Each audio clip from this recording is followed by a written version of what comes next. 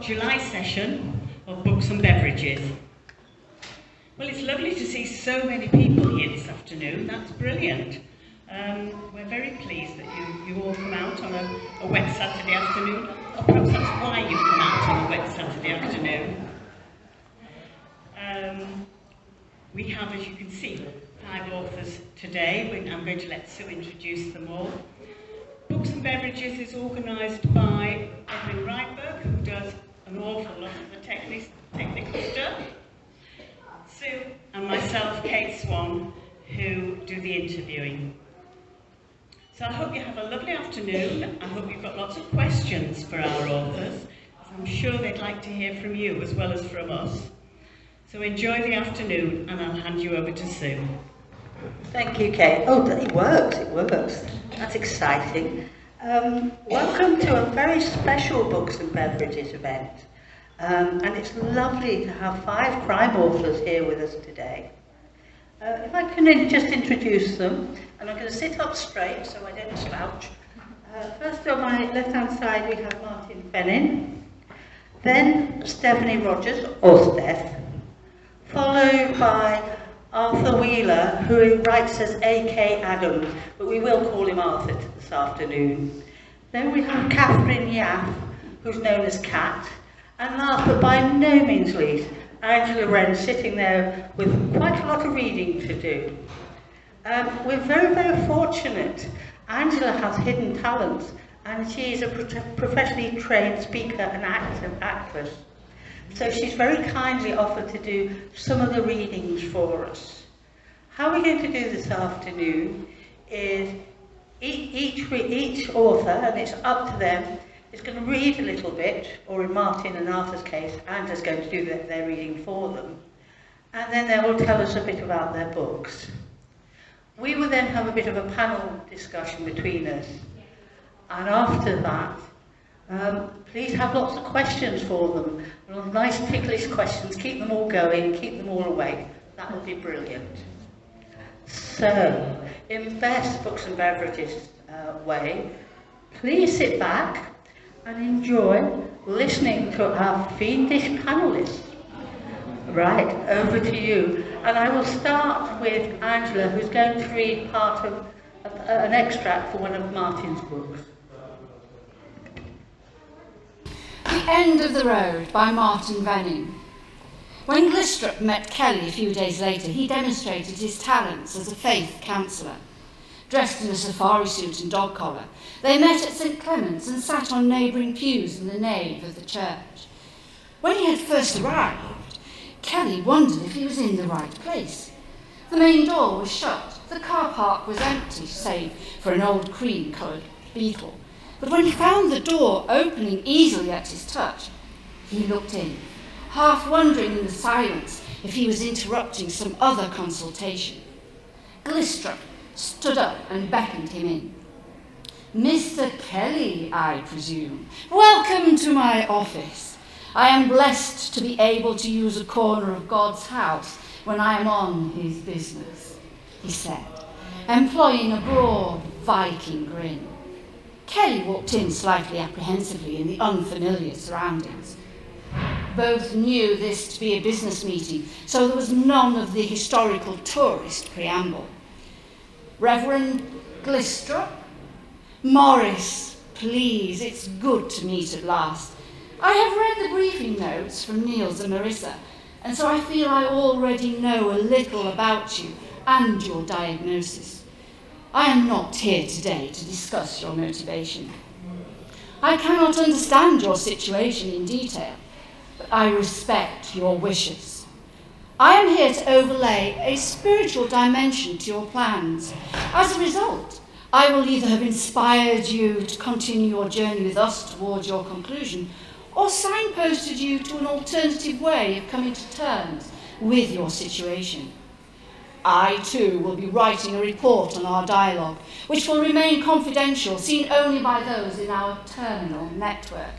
But as you understand, this is part of our insurance, assuming you decide to leave this world with our assistance. A good way of thinking of the situation you are facing is like Niels suggested, to compare it to a court case, but with a twist. In most situations that involve you coming into a courtroom, you would be mounting a defence against the prosecution counsel. Your effort would be based on proving your innocence. Here, the role is reversed. You are the lead witness for the prosecution, making a case before the judge, our Lord. Now, the difficulty with this is the Lord God is by nature a forgiving God, who would prefer to turn you away from sin through forgiveness instead of meting out punishment. So for him to find you guilty could be regarded as a failure on his part. He is also an all-knowing God who will have followed your progress from childhood. There is nothing you can say about your life that he won't already know. So there is a real challenge to be objective in presenting your case. With me so far? Kelly nodded. What then is the point of the Ten Commandments? Well, that's a big discussion. I think of these as a set of guiding principles, not hard rules. Martin.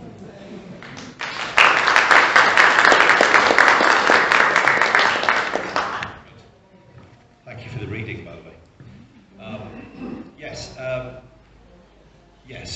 Just to give you an idea about what's going on in this book, I suppose the point of the crime that's going on here is that we have a main character who has discovered that he is terminally ill, and yet his work has extreme value to different countries around the world, and people are competing to get hold of his unique expertise. For his own part, he doesn't want to give his expertise to anybody because it is dangerous, he considers, as a scientist, for the future of the world. So in other words, all he really wants to do is to find an opportunity to say goodbye in his own terms, and he's decided to join a voluntary euthanasia organisation. And the form of death he has chosen for himself means walking out over a stretch of sea which is very shallow, which is filled with notorious quicksands, where if you actually happen to stand in the wrong place, you just quietly disappear, and that's it, and there's no trace left of you. So, of course, the extract which you've heard is the fact that by law in Denmark, which has a grey area about euthanasia, you are required to go through various procedures where you're interviewed by different people to check on your mental state, and what you've just heard there is an example of that sort of discussion. What I think is quite interesting, I suppose from my point of view, is that the main character here is both the hero and the villain, and in fact he's involved in an inner battle to decide really what his fate should be. He likes the idea of going to walk across the water in the way I've described in the book, largely because there's an element of chance, and he feels the only way his decision will be vindicated is if he manages to walk on the stretch of water and get to the other side. So there is an element of fate in his decision. In terms of what happens in the book, it's obviously I think it's quite interesting, it's quite entertaining. It's a great opportunity, it's a holiday read. I wouldn't claim that it is particularly serious, but it is probably quite well researched, and I'm sure that's something that when we get into a very good conversation with other people later, we'll talk about. That's great, thank you very much, Martin. If I can pass, and if you pass the microphone on, please, to Steph. And I know you're going to start again with an extract of you from one of your books. I'm going to do it fast if that's okay. Because that's the way I've covered it. So. Hi everybody, can you hear me at the back? So this is the first time I've done anything like this. So I am sitting here with a bit of imposter syndrome. So I'm going to put myself in the scenario that I'm Andy Murray, this is Centre Court. You're all the crowd at Wimbledon, and you're going to help me overcome my own opponent, which is my own. So I like psychological thrillers, and they tend to be standalones, and I have got 3 standalone psychological thrillers written, and also a trilogy, which I've termed psychological trilogy. So I don't know if that's a term, but I've finished it. So it is now, yeah. One of the questions I do get asked quite a lot is, where do you get your ideas from? So I assume we're all here because we like stories. So they are like mini stories, how you get your ideas. I mean, it can be anything. Something you've read, something you've seen, something you've overheard because you were nosing and you shouldn't have been. That's me anyway. So I'm going to tell you, this is The Dark Place. I'm going to tell you where I got this idea from. This is the standalone, this is the first book I have published. And it is like a micro story, and it comes from a really horrible event. And I was trying to get on the A1 one day, and it's quite a shortish slip road. And the lorries are coming, it's just a dual carriageway. You can see it's kind of a big sweeping curve with a very short slip road, like I've said. And the lorries are coming down, you can't see around the corner. And it was nose-to-nose traffic. And I thought, well, to get on, you really have to get with the flow. And to my horror, around the blind bend, somebody hadn't quite made it, and they had 2 wheels on the slip road and 2 wheels on the carriageway. I'm on the carriageway, and they were just sat there. And I thought, I'm going to be straight into this car. So there's a lorry bearing down on them, with his hand on the horn. I was terrified, and I was screaming at this other car, go, go. In the end, they did, and I thought, well, that's a great way to kill yourself. And I'm not giving any spoilers away, because in this book, that's what the girl in the first chapter does. She uses it as a way, unfortunately, to kill herself. And the rest of the book, it is quite dark. It deals with her parents trying to discover why, and they find out the more layers they peel away, they didn't really know the daughter at all. So that's where the idea for that came from. The idea for this, which is the first book in the Webcam Watch trilogy called Look Closer, is about webcam hacking. And I got up one morning, turned on breakfast TV, and the screen on the TV was just filled with, it was like a grid of faces. And all these people had the webcams hacked, so they were sitting in front of the computers. And I didn't even know that this was a thing, which apparently not only is it a thing, it's not that rare. So it does happen all the time. And what these people do is they post pictures of people that they've hacked and they put them online, and it's sort of a bit of a giggle. So I thought, well, what sort of person would do that? So I invented the sort of person that would do that. So I'm going to read you chapter 1 from Look Closer. I like short chapters. I like to read short chapters as well, so it is quite short. I do want to ask you a favour first, though, and that is that I'm planning, if it all goes well, on recording my own audiobooks. I don't know if there's anybody here who reads or listens to audiobooks, because I personally don't. I find that I just drift off. But I don't know if I've got a voice for narration or not. Like some people have a face for radio. I might have I said to my husband yesterday, I said, what's the opposite of a face for radio for a voice? He said, a voice for silent films. So I need people to tell me if I've got a voice for silent films, or you could listen to me for 10 hours. So I've decided to pitch it somewhere between, those over-bubbly kids' TV presenters that are really annoying, and someone reading the obituaries. So that's what I'm going for. So this is my first time ever reading an extract from a book. So here goes chapter 1. Who's making that? He watches as she sits on the bed, a bath towel wrapped loosely around her. She's combing her long damp hair, and as a tangle gets caught in the comb, she winces, then gathers it up, twists it, and secures it on top of her head. Her bedroom is dimly lit and cosy, but he barely registers anything but her. Pleasure ripples through his groin when she stands and removes the towel, dropping it onto the floor.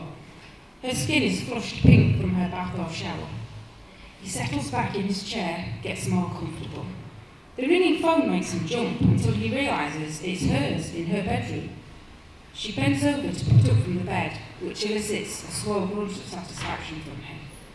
Hi, yes, 10 minutes, he hears her say. 10 minutes to what? Where's she going? What's she doing? He hopes she's not going out. I'll ring you later, she says, and tosses the phone back onto the bed. Disappointed, he watches as she pulls on her underwear. Little scraps of lace now cover her best bits. He moves back instinctively. She walks over to the laptop and sits down, her face looming large in front of him. She breaks out in a smile and starts tip-tapping on the keys. A response, probably to a Facebook message. She's never off it. Every night. Twitter, Facebook, Instagram, Snapchat, Pinterest. She's a social media junkie. He leans in again, taking in the snub nose that turns slightly up at the tip, and the eyes, multiple shades of green, framed by thick lashes. She's so close he can see a smattering of freckles that dot the bridge of her nose and spill onto her cheeks. His fingers trace them on the screen like joining the dots, while she laughs at something she reads. When she leans back and stretches her arms above her head, her lace-encased breasts push up and forwards towards the screen, and a rush of heat pins him to the chair. She gets up from the desk, pulls on a long floral robe, and ties it tightly, then leaves the room, leaving the lights on. He breathes out slowly. He can wait. She'll be back before long. He reaches out and pops the tab on another can of beer, makes himself more comfortable in his oversized office chair, and settles in to wait and watch some more. He's lost track of how many he's done this to, but this one is different. Better. Special. He smiles at the thought. He remembers reading a book about the climber George Mallory, who died attempting to climb Everest. When Mallory had been asked why he wanted to climb the mountain, his reply had been, because it's there. He sits up straighter as she returns to the room and begins to dress, scrutinising her. If anyone were to ask him why he did this, his reply would be, because I can. Thank you. Thank you very much. Thanks, Steph. Now if we can pass on to Arthur, and I think Angela's doing your reading first, is that correct? Well, that's good. Thank you, Angela. Okay. In the Dead of Night by A.K.Adams. It was a warm, quiet night. A slight breeze wafted through the tall trees that surrounded the campsite. Scudding clouds moved across the moon, dim one minute, brighter the next. When the moon did appear, the branches of the trees cast their long shadows across the grass, like witches' fingers clawing at the ground. There were a handful of campers that had pitched their tents, but in the early hours of the morning and after a bottle or two of wine, most were asleep. The Johnson family's estate car, a blue Morris Oxford, was parked a few metres away from the tent, its doors locked. 200 metres to the east, the old farmhouse appeared cold and dark, with wisps of smoke from a dying fire curling out of the soot-stained chimney pot. The farmer and his wife usually retired early, but their son and daughter-in-law sometimes returned home late, and they weren't always quiet when they parked the car. However, the Johnsons didn't mind. It was only for a couple of nights before they set off for their final destination in Lognac in the south of France. Gordon Johnson knew this part of the country well. He'd been here before, years ago, working on an important project. Henri Gaillet, a farmer and the owner of the campsite, was an affable character. He always wore baggy trousers and his red nose suggested a liking for the bottle. Louise, with her ruddy cheeks and ample bosom, was the very essence of a French farmer's wife. They made their own cheese and yoghurt that they sold at the weekly market and was eagerly bought by the campers who used their site, as well as the fresh milk. It was August 1952. The weather was settled.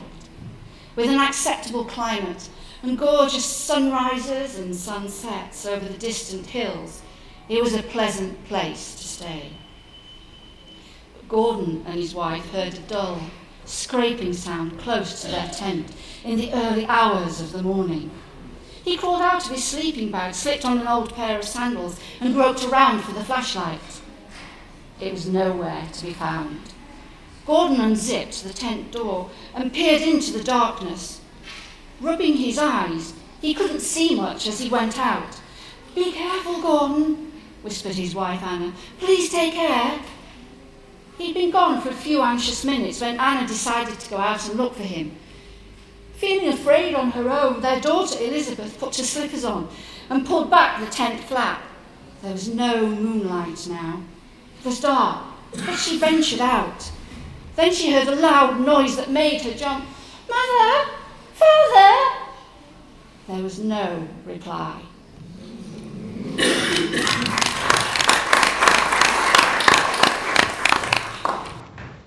Thank you, Angela. That's the prologue from this book, In the Dead of Night, which is based on a true story. We'll probably come to it later, but an inspiration for 2 or 3 of my novels, and I've had 9 published to date, has been reading a news article, maybe on the website or in a book of unsolved crimes that I have. And a family from Nottingham went on holiday in 1952 on the way to the south of France. And partway through their journey, they'd stopped off at a campsite, and it was the last time that they were seen alive.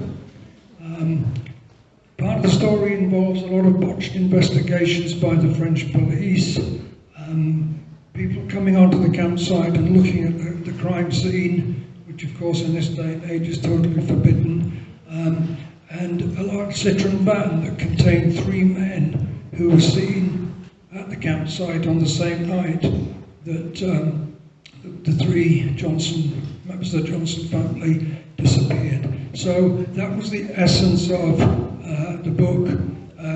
Clearly as a writer, I then embellished it, added a few features here and there, changed the names to protect the innocent, and that's one of my novels, In the Dead of Night.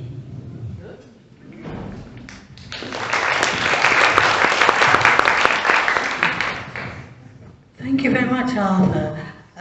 A well-deserved glass of water. Kat, could I ask you, please, to take over? Hello there, my name's Kat. I am the writer of crime thrillers that make you question those close to you and even the person that's sat next to you. Are they a manipulator, a narcissist, a psychopath? How would you know? A few nods in the audience there, I'm not concerned at all. Okay, so I'm going to read, this is from When We Deceive, which is the 3rd in the Tangled Web trilogy. The first is The Lie She Told, which is the story of Kate, who's moved to the Scottish Highlands as part of the witness protection programme, but somebody from her past hunts her down and threatens to destroy the peace that she's created. The second one is The Web They Wove, where we catch up with the detective that's mentioned in the first book, and we follow him as he hunts down a serial killer who is stalking the streets of Leeds. And the third one, which came out at the end of April, is When We Deceive, which again follows the detective D.I. Ziggy Thorns. But this time the case is particularly personal to him. So I'll read you the back blurb and then I'll read you a little bit from inside. The case that means the most to him might also be the one that breaks him. Devastated by the death of his best friend, Detective Inspector Andrew Ziggy Thorns is out for justice at any cost. During the day, he and his team are trying to unravel a murky web of money laundering and organised crime.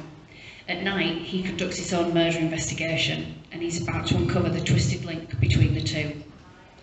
As tension mounts and struggling to decide who he can still trust, Ziggy needs to make decisions that mean breaking the sacred oath he took when he joined the force. He continually pushes the boundaries of what is and isn't acceptable behaviour for a serving DI. But as he digs ever deeper, can Ziggy prevent a devastating finale that will leave him questioning everything he's ever believed in?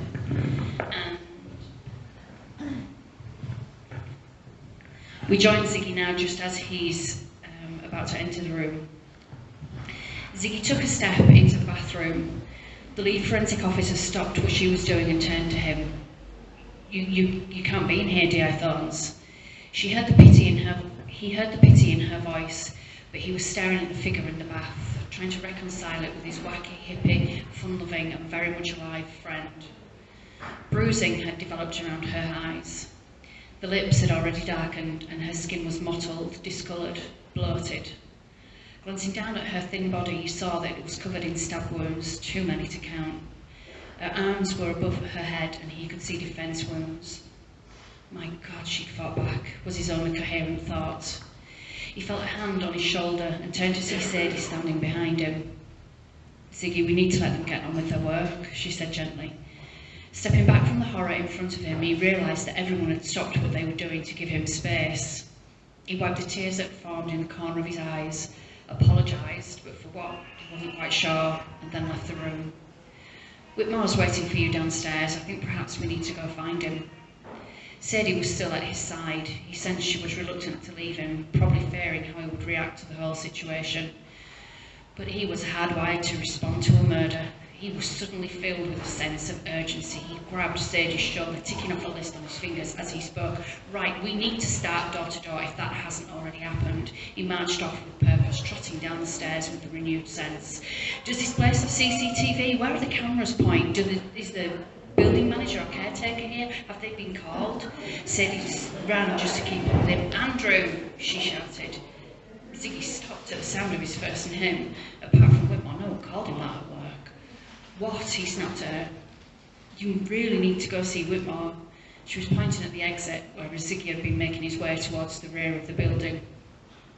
He closed his eyes, always reluctant to do as he was told. There was no getting out of it. He would need to speak to Whitmore at some point. Sir, he said, tapping his foot. Yes, look, first, Andrew, I'm incredibly sorry for your loss. I know it's your friend, you were very close. Thank you, sir, Ziggy replied. We need to start. Whitmore held up his hand, and Ziggy saw a look of trepidation on his face. Look, Andrew, there's no way to put this. Whitmore paused. I'm sorry, but you can't work the case. I'm sorry, you can't work the case. Dr. Turner was a close friend of yours. It's a conflict of interest. Andrew stopped breathing, and his head was screaming a multitude of profanities that he couldn't yet process. Drawing on his every reserve, he spoke in a measured tone. It's for those reasons I should be SIO on this case, sir. I need to find who did this. No, Andrew, you're on leave.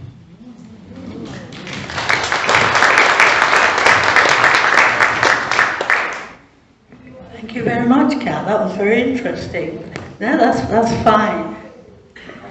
Angela, last but by no means least, if you would like to take the floor again. Thank you. Thank you very much. In case you missed it at the outset, I'm Angela Wren, and I write the Jacques Foray mystery stories, which are all set in the Cevennes in south central France. There are 6 books available, and they all fit the cosy crime genre.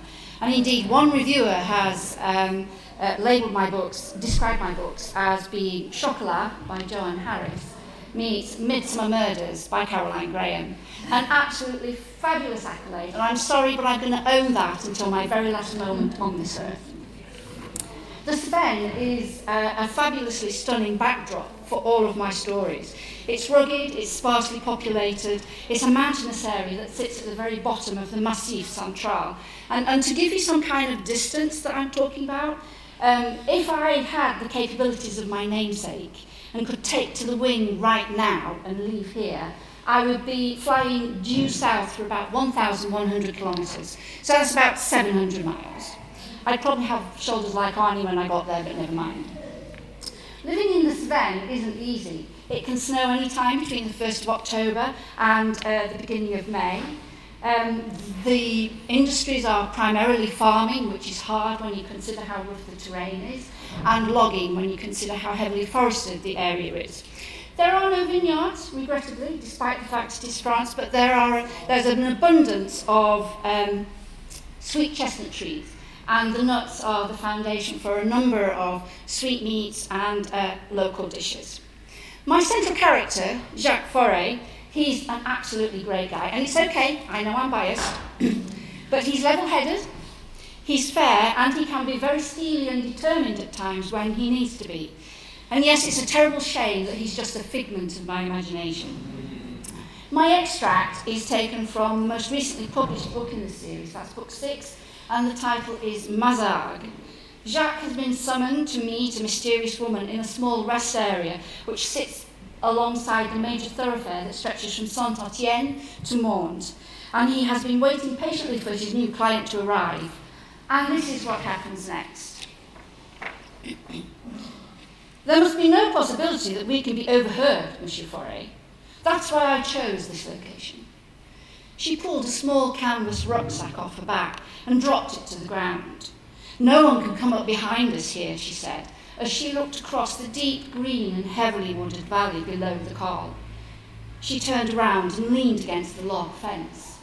"And if anyone pulls in, we will see them immediately, and we will stop talking."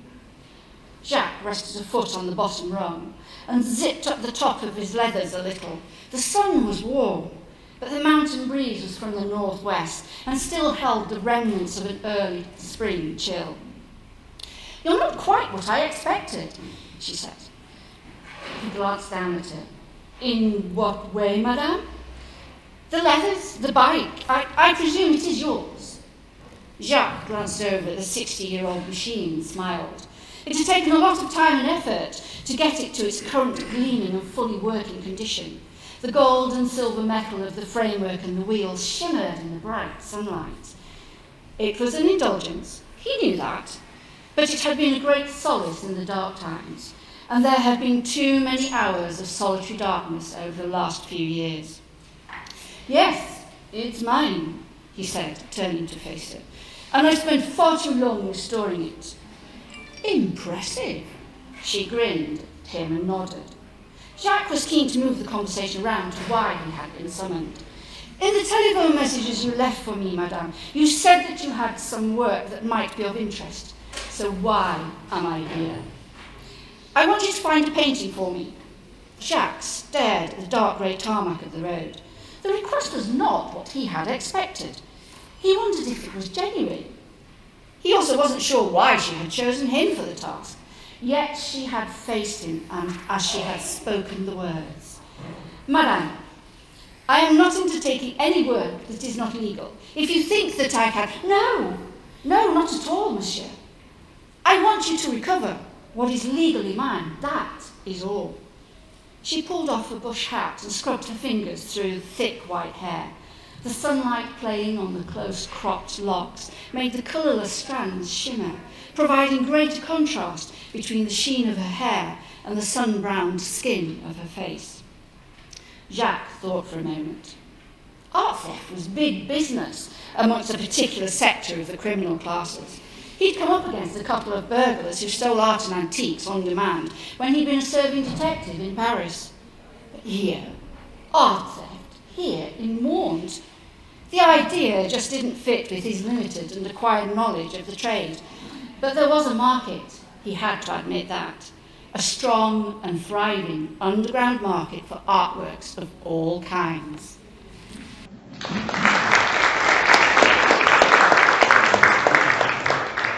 Thank you. And do you want to say a little more, or are you done?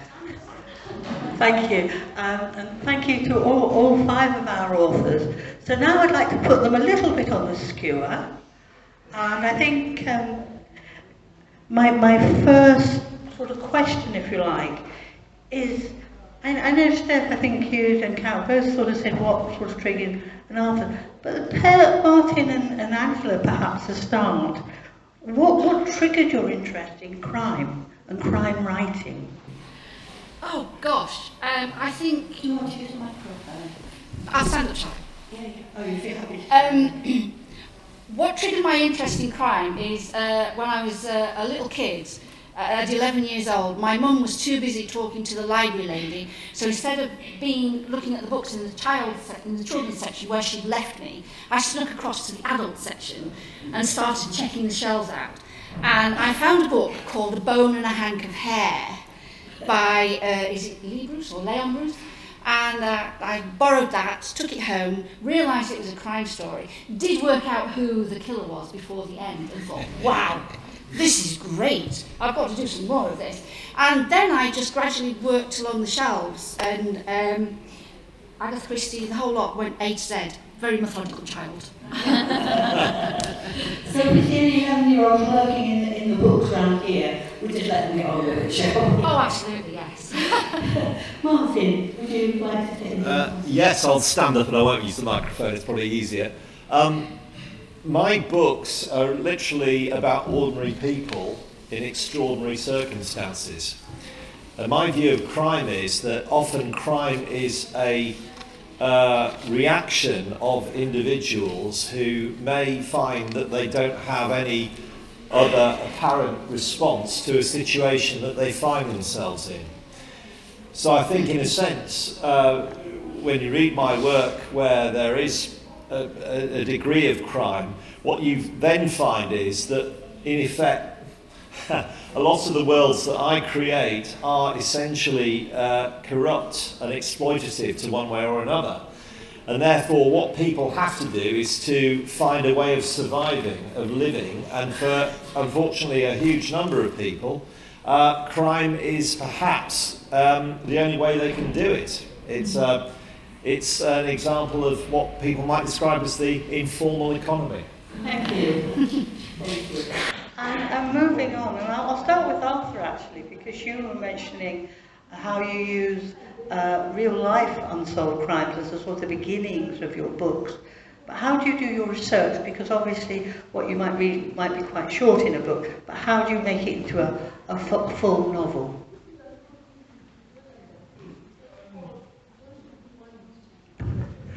Right.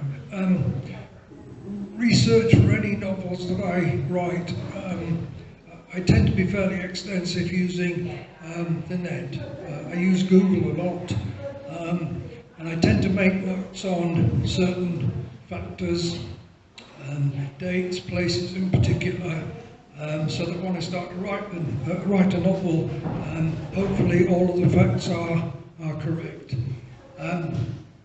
I've also, either for good or for bad, have a friend who spent 3 years at Her Majesty's pleasure at HMP Northumberland, and I've visited him twice in prison.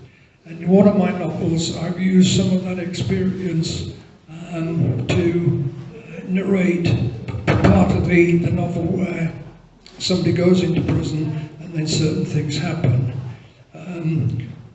I also have a friend who's a retired police sergeant, so I use him to bounce ideas off, which is handy from time to time.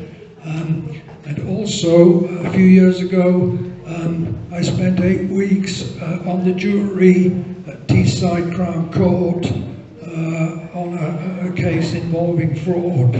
And again, in one of my books, I've used quite a number of court scenes based on my own experience. So it's a combination of research on Google and also some real life experiences and people I know. There's also a retired detective chief superintendent that I know of who, if I'm nice to him, will occasionally help me with a question so that I'm getting the facts right when I've written the book.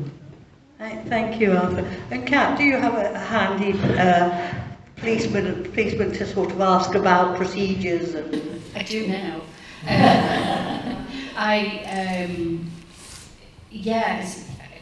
I have a former police chief inspector at Brighton and Hove, a guy called Graham Bartlett, who I speak to for all my police procedurals.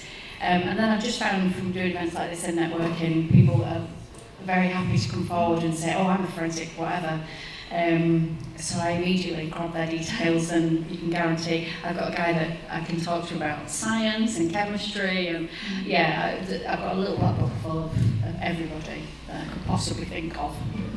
That really is interesting. And Steph, do you, because yours are psychological as well, aren't they? Do you have a friendly police person, but also a friendly psychologist to sort of point you in the way, or do you do your own research? I don't have a friendly psychologist now, but I do read quite a lot of the psychology books out there. I do have a friend who is a retired superintendent, because even though it's psychological thrillers, you have to get the facts right, because you'll soon be informed if you don't. So I have a lady that I know, she used to be a seasoned crime officer. My friend who was the superintendent, I asked him one day, I said, do you don't actually know anybody in the prison service, do you? He said, I do. Yeah. So he said he's just gone to live in Australia, so that was a few early morning calls, but anything I wanted to know about prison service, he says, anytime, just ask. So if you ask around, people are really, really generous with the time and they'll help you. So, and the internet is fantastic. Wikipedia's not a bad place to start, but it's not a place to finish. But it is a good, jumping off point. I do the same when I do research. I always find that you can never guarantee it's going to be 100% accurate, but it's a really good overview and it takes you into different places for research. Martin, do you have a friendly person? I wanted to find out how many policemen there are offering advice. A lot. Did you? I know, Roslyn. Basically, I think I'm probably a bit of a con merchant, bearing in mind my esteemed colleagues here. I don't particularly use or have connections to people for research. My books tend to be written from my own experience. My first book, called The Primary Objective, is set in Iran. My second book, this one, is actually set in the Baltics. And my third book, published in September, is set in Turkey. All of these places and all of the experiences which are recounted in my books result from my own experiences and where I took notes. Well, let's sit down. Come on, you've got 2 seconds to tell us what they are. Oh. Well, I think the important thing is that the first book that I produced, first of all, I'm a sort of a reluctant writer. I was involved in a car accident a few years back and I was hospitalised for 6 months, and although my brain was fine, the rest of me wasn't, and stopped myself going mad, I thought I'd try and write a book. And the great thing about that was that first book, The Primary Objective, which was set in Iran when I was a student many years ago, and I was actually learning to be a journalist. I did travel in that part of the world when it was much easier to travel than probably it is today. And I had a lot of memories and experiences from that, and because I actually spent a lot of time in hospital, I was able to focus on quite a lot of those things and to write some notes.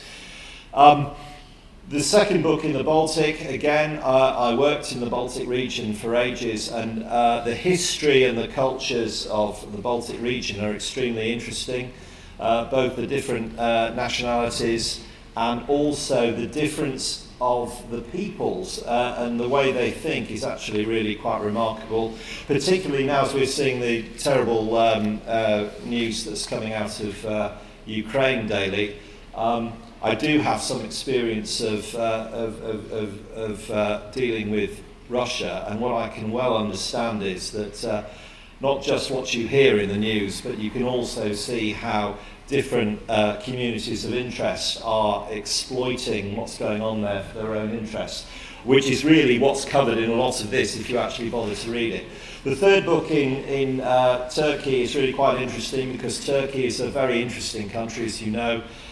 Foot in the east, foot in the west, and an awful lot of business, most of which is illegal, takes place in that part of the world, and I describe quite a lot of that, some of which I have witnessed, which is a much longer story which I won't bore you with, but if you do want to read about it, 28th of September is the date, and you can easily find me online and via Amazon, so there we are.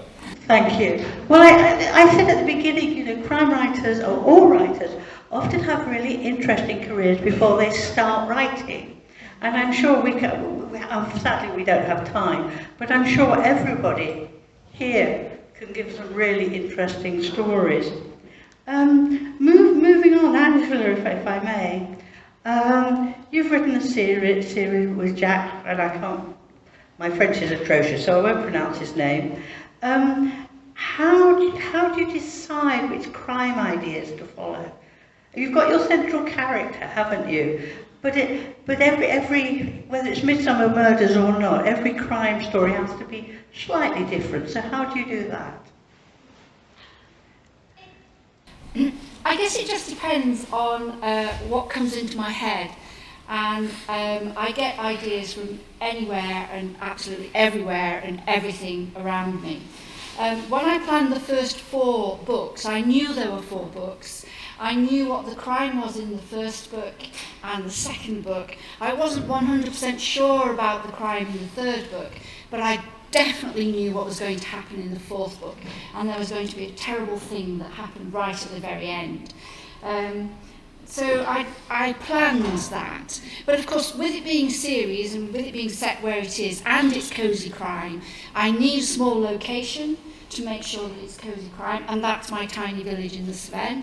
So the people within that village and the people within the city of Maund, they move in and out of the stories, and they kind of link all the 4 books together.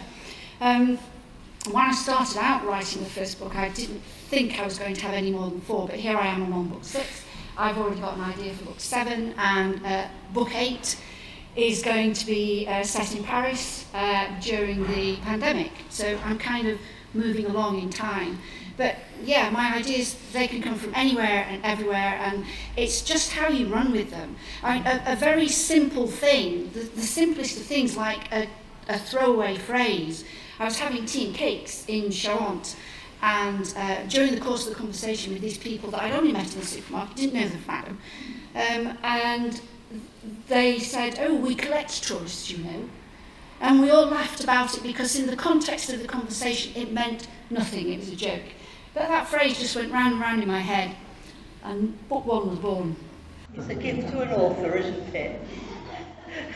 Kat, how did you come up with your crime ideas? Not necessarily the solving, but the criminals. That's what you're going to have in your books. Well, my first killer when I was about 10. And he stayed throwaway remark. and he stayed in my mind for a long time. And I blame my dad, if I'm honest. He kind of kicked off my love of crime thrillers, and I used to read his books when I really shouldn't have done. And then he introduced me to serial killers, which was another interesting dad and daughter conversation. And it was a Zodiac killer, and him and I were both kind of obsessed with it. And I think from there, just how the human mind works and how quickly somebody can turn. Is it nature, nurture? That's a massive thing for me. I studied criminal psychology for a little bit, and again, that triggered by your socio-environmental triggers and things like that. But it comes down to ultimately a narcissist, a manipulator, or a psychopath. And each of my characters, whether villain or not, tends to have one of those traits. So that's how I build a villain. Interesting. Steph, I would like to ask you, if I may, why do you think crime fiction is so popular? Because it's an enormously popular genre, isn't it? We're the alternative to the crime writers in Harrogate, but that's a massive festival, and it's lovely to see you here because, again, crime writing is just so interesting and so popular. But why do you think that is? I can only speak for myself, and that's because people shock me all the time. And I listen to true crime podcasts a lot, and I'm obsessed by true crime. And there's just no shortage of stories out there. And for me, fact is definitely stranger than fiction.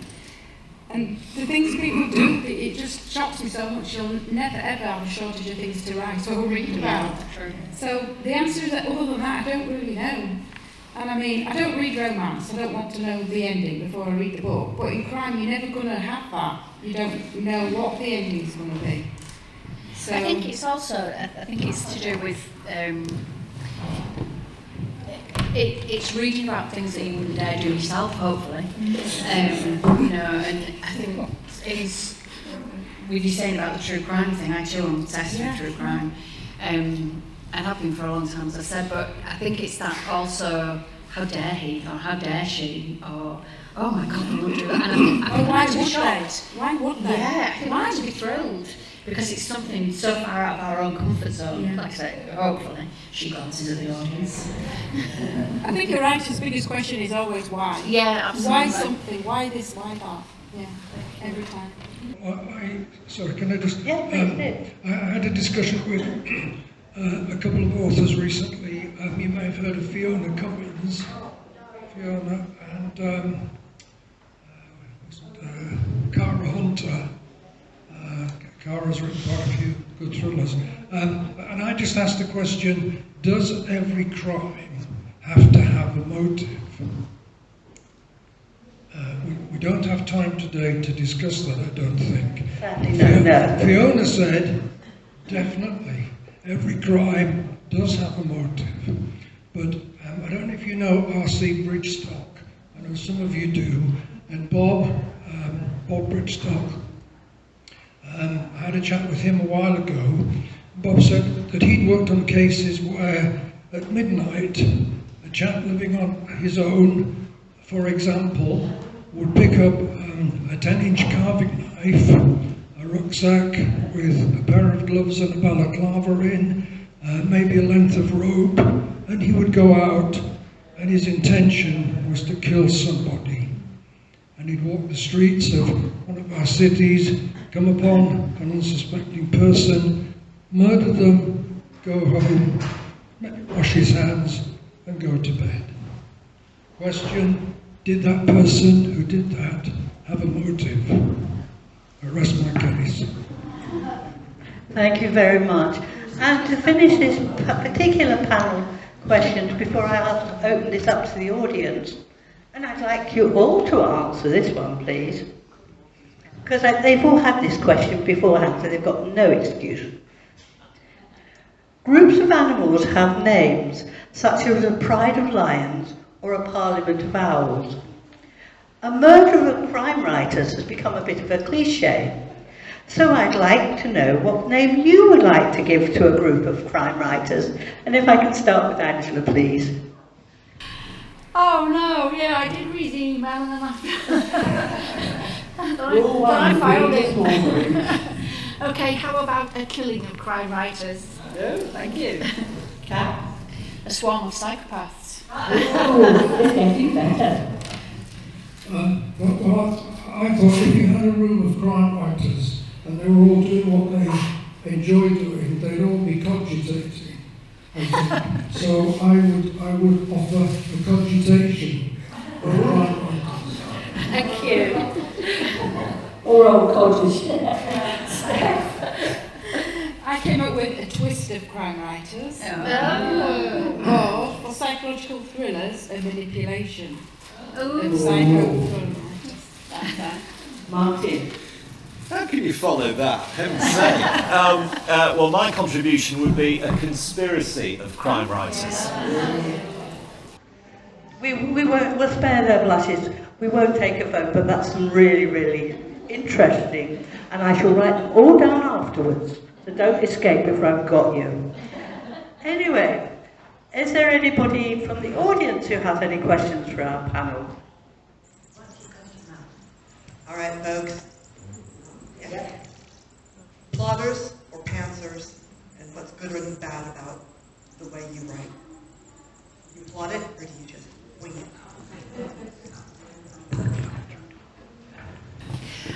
Every time I start, I'm writing my fourth at the moment, and every time I say, I'm going to plan this, it's going to be so well planned. Honestly, I'm going to have dry whiteboards, I've got this new system, I'm going to do this, I've got these index, and I don't.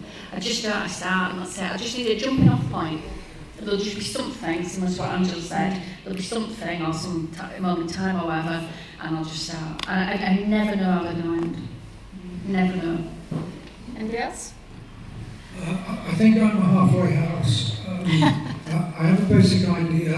I don't know how it's going to finish, so I certainly know how it's going to start. But I do remember talking to Anne Cleves a couple of years ago, and Anne said, what's the point of writing a book if you know how it's going to end? It's true. I'm kind of more of a plotter, I think, probably than you two. The only time I haven't plotted, it was a total and utter mess. It had more dead ends than and I just don't know. So I need a beginning, a middle and an end. I don't know how I'm going to join the dots, and when I'm writing, I do reserve the right to change the ending. Martin? Well, I have a rather boring day job, which I won't bore you with now, but my writing is entirely random. I write literally as a sort of a means of therapy, I suppose, for my own professional life. And I agree with the comment that Anne Cleves said. You know, I don't necessarily know. My writing is an adventure to me as well as it is to anybody who chooses to read anything that I've written. So I don't have any sense of that. In fact, I admire your approach where you actually are a little bit more systematic. I think that's something to be welcomed, and that's something I should do, but I don't really. I'm a control freak. What can I say? Angela, you're very quiet. I'm a plotter, absolutely. Yeah. Plotter. How do you do it? How does that work? Well, I don't plot everything. Do you have like a spreadsheet that's called coordinated? Yeah, I do. Come on, ladies. I have a spreadsheet, and I don't plot every single scene, but I do plot my major scenes. I do plot my major scenes so that I know where I'm going, because I need to know who my victim is, and that's who I start with. And then I need to know how my victim is connected to my killer, which gives me, motivation, etc., and puts the killer in the right place. And then it's a question of who else I need to build the scenes. But plotting is fine, and I'm really happy with it. But then you get a character who is a totally random person, and you're writing that character and suddenly they're going off and doing something else. So you have to bring them back, or not, as the case may be. Generally speaking, when my characters go off and do things that I hadn't planned or hadn't expected, I just go with the flow. And then when I've got the whole book finished and I'm looking at editing and reviewing and revising, that's when I think, yeah, I'm going to have to pull that back a bit. Or, no, I'm going to forget that bit of my plan and go with that. Go with what my character's done. So, yeah, but mostly plotter. Thank you. Any more questions? Gentleman over here. You've got a loud voice. Good. Slightly following on from the last question, I wonder what the guys on the panel, the approach they took to actually churning stuff out. Because you read about some writers who've got day jobs and the alarm goes to 5 in the morning and they do their 4 hours. Other people do nothing all year and then they do it for 12 weeks non-stop. I mean, is anyone who's trying writing knows it's not quite like taking up an oil painting or something. It's hugely time consuming. How do you actually churn the stuff out?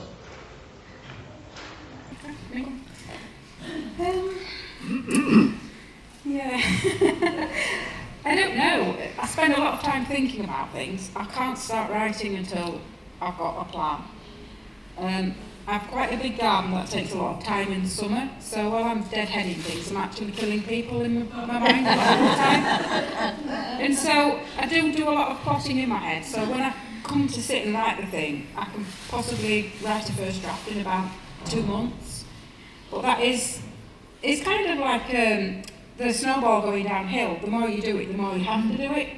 So you just sit and you can't not. So whatever time it takes is the time that you'll give it.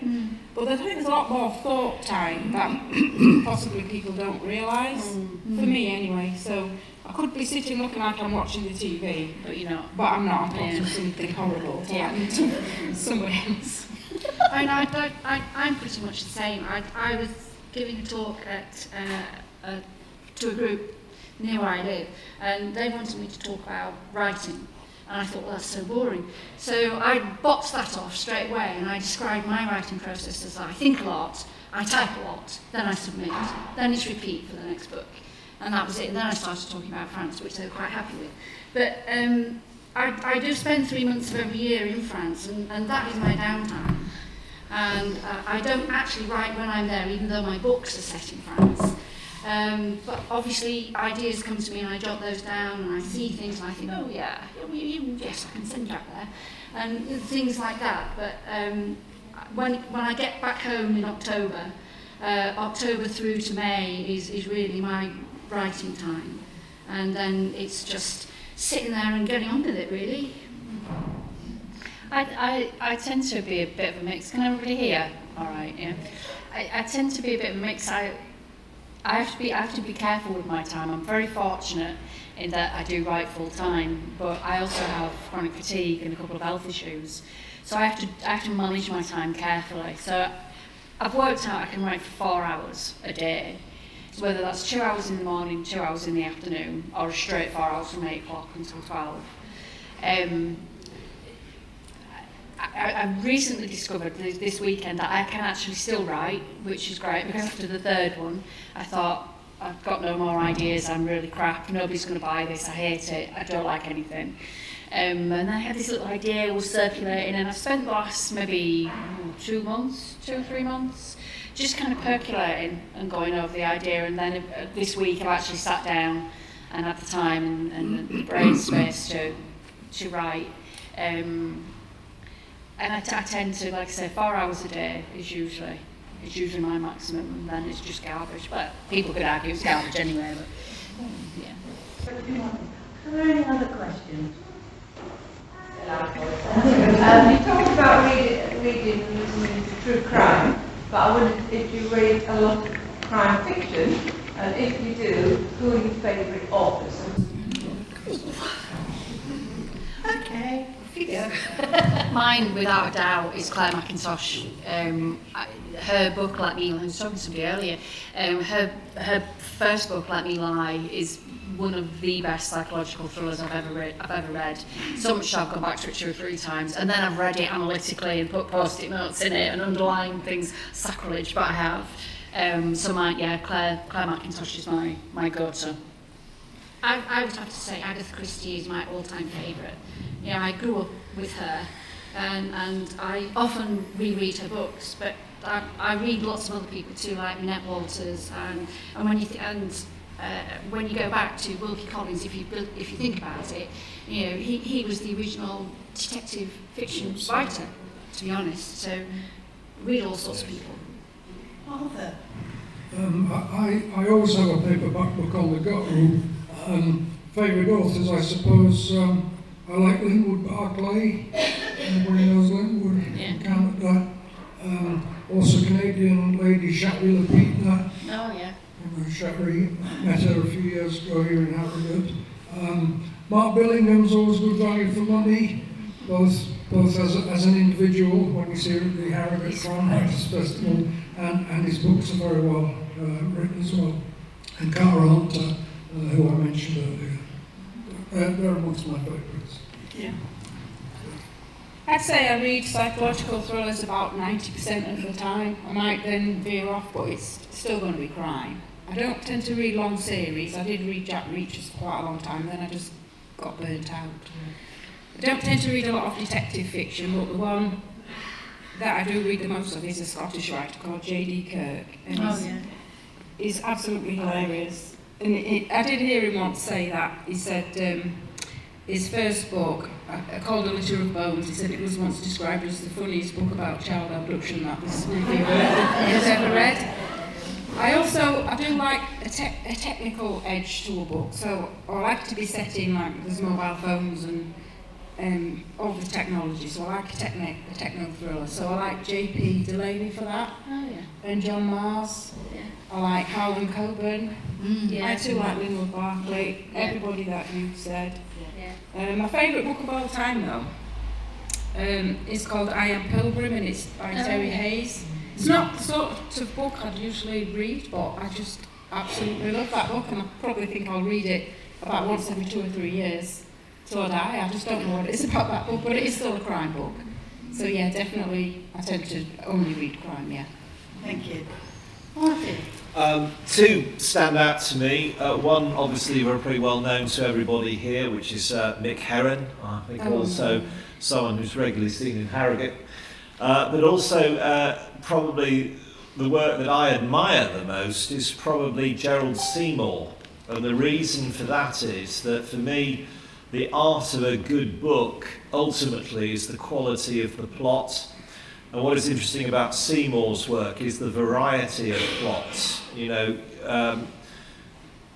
we know that many successful writers, no names mentioned, find their formula and reproduce it. And obviously, as a product, it's a very good thing. But I think sometimes you have to be quite brave as a writer to perhaps address a topic which is outside your personal experience or comfort zone. And I think that's what Seymour does. And I think the reason why he's able to do it, obviously, he's a former journalist with a broad experience.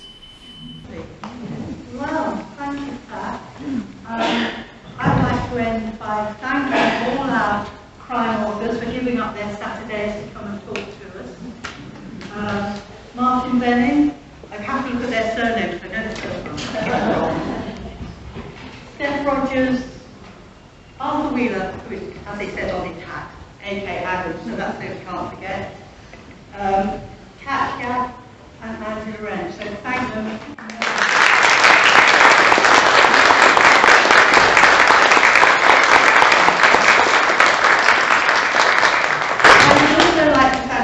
Library, because without them, it's all done by free. We at Books and Beverages are all volunteers. The authors, they get dragged out from various parts of Yorkshire and they come no expenses, just their time. So that's brilliant.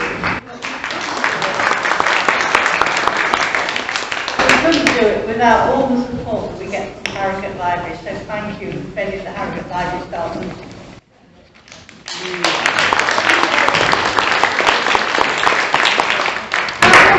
Our authors do have some books, so if you want to come and talk to them about their books, maybe buy a book, they're going to put them out on